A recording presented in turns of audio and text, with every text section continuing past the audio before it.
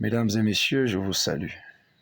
Alors, plusieurs personnes m'interpellent en faisant valoir le propos que le professeur Maurice Kamto a tenu en son temps, disant notamment qu'il était conscient que le boycott de l'élection de 2020 pouvait, n'est-ce pas, affecter la possibilité pour le MRC de présenter un candidat à l'élection présidentielle de 2025.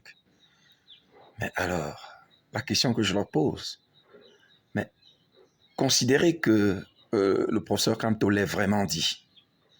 Alors, depuis quand est-ce que la parole d'un homme politique fait la loi dans un pays? Est-ce que le propos du professeur Maurice Kamto a pour effet d'annuler complètement le code électoral pour ne lui substituer que son propos à lui? Quel est ce super législateur qu'il devient subitement, n'est-ce pas, pour avoir tenu un tel propos? Non, soyons sérieux. Alors, le débat politique, n'est-ce pas, peut connaître tous les travers, mais à la fin, on doit revenir à la loi, au droit. Et lorsqu'on parle de droit, il s'agit d'invoquer des sources contraignantes, impersonnelles.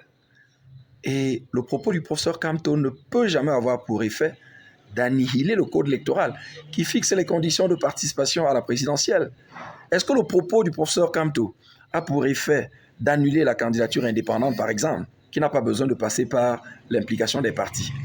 Est-ce que le propos du professeur Kamto annule la possibilité, n'est-ce pas, qui a été appliquée en 2018 pour M. Cabral Libi, Akere Mouna et le feu Franklin Afangui, qui sont passés par des partis dont ils n'étaient même pas membres pour se faire investir?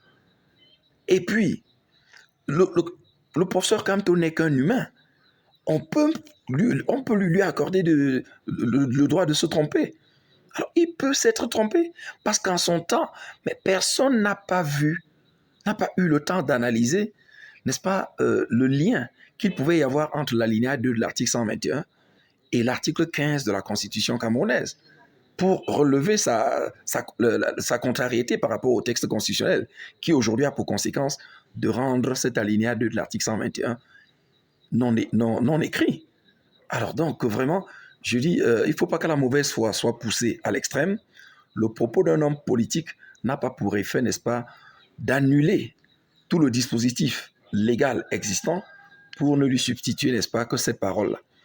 Et donc, si ceux qui essaient de le dire sont cohérents, mais qu'ils considèrent également le propos tenu aujourd'hui par le professeur Kamto qui dit que sa candidature est valable, arrêtez le boudon à ça. Et considérez donc qu'aujourd'hui, il vous dit que sa candidature ne souffre d'aucun grief. Alors, si sa parole a cette autorité-là, mais concédez-lui donc la valeur de ce propos qu'il tient aujourd'hui et qu'il dit donc que sa candidature ne connaîtra aucun problème. C'est un minimum de cohérence, n'est-ce pas, qu'il faut avoir. En tout cas, bonne journée à nous et que Dieu nous garde.